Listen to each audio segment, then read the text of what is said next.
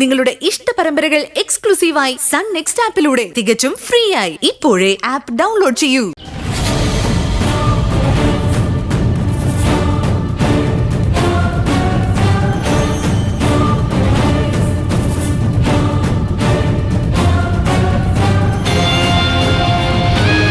ഓഹോ, അപ്പൊ അച്ഛനും മോളും കൂടെ രാവിലെ ഒരുങ്ങിക്കെട്ടി ഇറങ്ങിയത് ഇതിനായിരുന്നല്ലേ? കുടുംബസമേതം ക്ഷേത്ര ദർശനം നടത്താൻ. മാഡം പ്ലീസ്, ഇതൊരു അമ്പലമല്ലേ, ഇവിടെ വെച്ച് ഇങ്ങനെയൊന്നും പറയരുത്. നീ മിണ്ടരുത്. എന്ത് തോന്നിയ ദിവസം കാണിക്കാം, പറയുന്നതാണ് കുഴപ്പമല്ലേ? ഞങ്ങളുടെ ഒപ്പം വരാൻ നിന്നെ വിളിച്ചതല്ലേ? ഞാൻ കൂടെ വന്നില്ലെങ്കിൽ എന്താ? വിളിച്ചാ വെളിപ്പുറത്തെത്തുന്ന ഇവളിങ്ങെത്തിയില്ലേ? ദൈവം എന്റെ കൂടെയാ, അതുകൊണ്ടാ ഇതൊക്കെ എനിക്ക് നേരിട്ട് കാണാൻ പറ്റുന്നത്. ഇങ്ങനെ ദൈവദോഷം പറയരുത് മാഡം. നിന്റെ ഉപദേശവും പഠിപ്പീരൊന്നും എന്റെ അടുത്ത് വേണ്ട. നീ വീട്ടിലേക്ക് വാ, നിനക്കുള്ളത് ഞാൻ അവിടെ വെച്ച് തരാം. അക്ഷര, മോൾക്ക് ബർത്ത്ഡേ ഡ്രസ് എടുക്കാൻ നമുക്ക് ഒരുമിച്ച് പോവാം. നിന്റെ കാർ ഇവിടെ കിടക്കട്ടെ, തിരികെ വരുമ്പോ എടുക്കാം. ഇവളെയും കൂട്ടി അങ്ങ് പോയാ മതി. രണ്ടാൾക്കും അതായിരിക്കുമല്ലോ താല്പര്യം.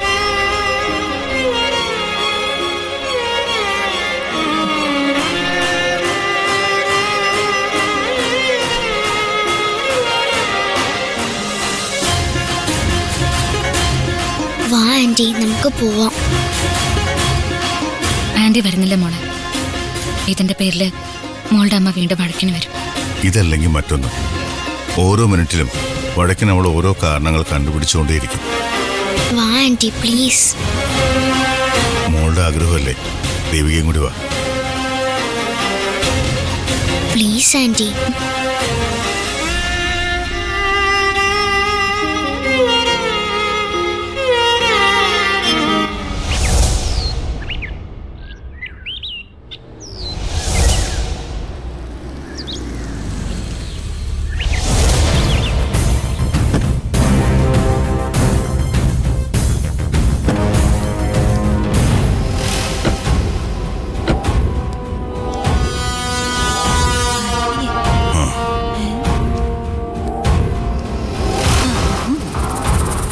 മോളെ മോളെ, ദേ മറ്റവളെയും കുട്ടി പർച്ചേസും കഴിഞ്ഞ് വന്നിട്ടുണ്ട്. ആര്? നിന്റെ ഭർത്താവ്, പിന്നെ അല്ലാണ്ട് ആരാ? ഏത് മറ്റവള്? ഓ, നിരഞ്ജൻ സാറ് കൊണ്ടു കിടക്കണെങ്കിലേ പിന്നെ അത് ആരായിരിക്കും? ആ ഭൂലോകരമ്പേ ദേവികെ.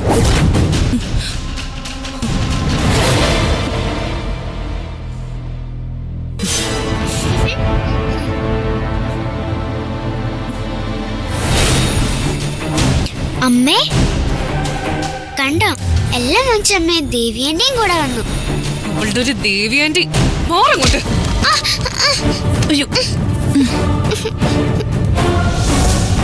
നിങ്ങൾ ഇവളെയും കിട്ടിയെടുത്തോണ്ടാണോ തുണിയെടുപ്പ് മഹോത്സവത്തിന് പോയത്?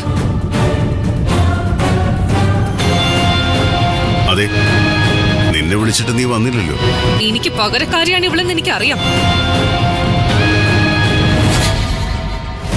പക്ഷേ നിങ്ങളുടെ സ്വകാര്യ യാത്രകളിൽ എന്റെ മകളെ കൂട്ടണ്ട. ഇളം പ്രായത്തിൽ അതിന്റെ സ്വഭാവം കൂടെ ചീത്തയാക്കണ്ട. നീ എന്തൊക്കെയാ പറയുന്നത്? അതും മൂട് നിൽക്കുമ്പോ. നിങ്ങൾക്ക് പ്രവർത്തിക്കാം, ഞാൻ പറയുന്നതാണല്ലേ കുറ്റം. മാഡം പ്ലീസ്, ആവശ്യമില്ലാത്ത സംസാരിക്കരുത്. എന്റെ വീട്ടുമുറ്റത്ത് നിന്ന് നീ എന്നോട് കൽപ്പിക്കുന്നു? ചവിട്ടി നിൽക്കുന്ന മണ്ണ് ഏതാണെങ്കിലും നെറുകേടിന് മറുപടി പറയുന്നു. മാഡം, ഡോക്ടർ എന്റെ നല്ലൊരു സുഹൃത്താണ്.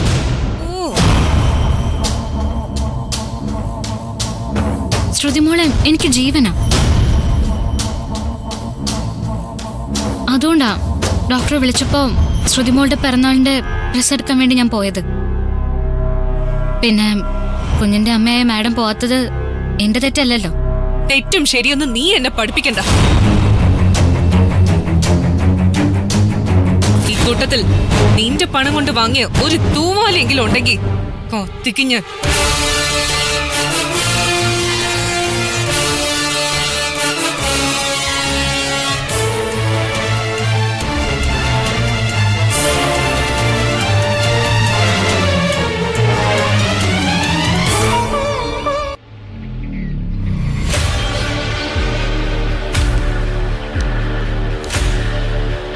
ശരത്തേട്ടൻ എന്തോ പ്രധാന കാര്യം പറയാനുണ്ടെന്ന് പറഞ്ഞത്. നിന്റെ ദേവിയേട്ടത്തിയുടെ ബുദ്ധിയെ കുറിച്ചാ. എന്ത് ബുദ്ധി? ഒരേ സമയം 2 വീടുകൾ സ്വന്തമാക്കാനുള്ള ബുദ്ധി. 2 വീടുകളോ? ആ, നമ്മളിപ്പോ താമസിക്കുന്ന വീടും പിന്നെ സുധി സാർ വാങ്ങിയ വീടും. ഏട്ടത്തിക്ക് ഡബിൾ ധമാക്കയാ. അങ്ങനെയൊക്കെ നടക്കുവോ? നടക്കും, അവര് നടത്തിയിരിക്കും. ഒടുക്കം നിന്റെ അച്ഛനും അമ്മയും വല്ല വൃദ്ധസദനത്തിലും കഴിയും. അതിനെ തടയിടാനൊരു വഴിയുണ്ട്. നീ വിചാരിച്ച നടക്കും. ശരത്തേട്ടൻ പറയ്. സുധി സാറ് വാങ്ങിയ വീട് നിന്റെ പേരിലാക്കി തരാൻ നീ ആവശ്യപ്പെടുന്നു. ഒരേ ഒരു പെങ്ങളെ നിലയിൽ നിനക്കും അവകാശമുണ്ടല്ലോ.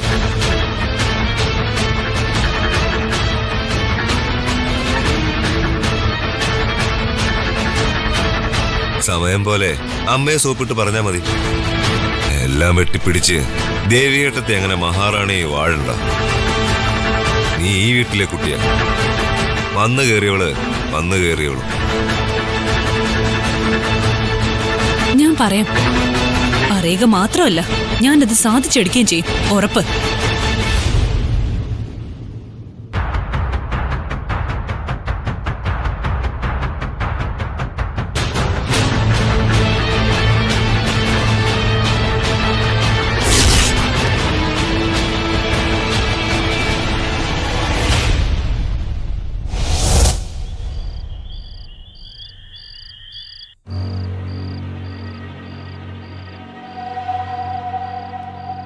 ഇനിയിപ്പോ എന്ത് ചെയ്യണമെന്ന് ഒരു എത്തും പിടിയും കിട്ടാത്ത അവസ്ഥയായല്ലോ. എന്താ? അല്ല, നമ്മുടെ നിത്യയുടെ ശരത്തിന്റെയും കാര്യമാ. കല്യാണം അങ്ങ് നടത്തണം. ആ, ഞാനത് ആലോചിക്കാഞ്ഞിട്ടാണോ? പലരോടും സംസാരിച്ചു. ഒരു പെൺകുട്ടിയുടെ ഭാവിയല്ലേ, അത് നോക്കിയും കണ്ടും വേണ്ടെന്നാ എല്ലാരും ചോദിക്കുന്നത്. നമ്മുടെ മോടെ കാര്യത്തില് അവള് പറയുന്ന പോലെ നമുക്കെടുത്ത് ചാടാൻ പറ്റൂ.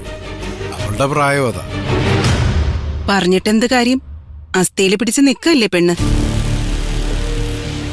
ആദ്യമേ ആ കേസ് വന്നപ്പോ ഇല്ലാത്ത അച്ഛനെ അമ്മയെ ഉണ്ടാക്കിക്കൊണ്ട് വന്നപ്പോഴേ അതോടെ അവനെ പുറന്തള്ളുമെന്നാ ഞാൻ കരുതിയത്. അവളോട് അവൻ പറഞ്ഞിട്ടുണ്ടെന്നല്ലേ അവള് പറയുന്നത്. എന്തൊക്കെയാ നടക്കുന്നതെന്ന് എനിക്കൊരു ഊഹവും ഇല്ല. ഏറ്റവും വലിയ പ്രശ്നം അവനീ വീട്ടിൽ താമസിക്കുന്നത് തന്നെ.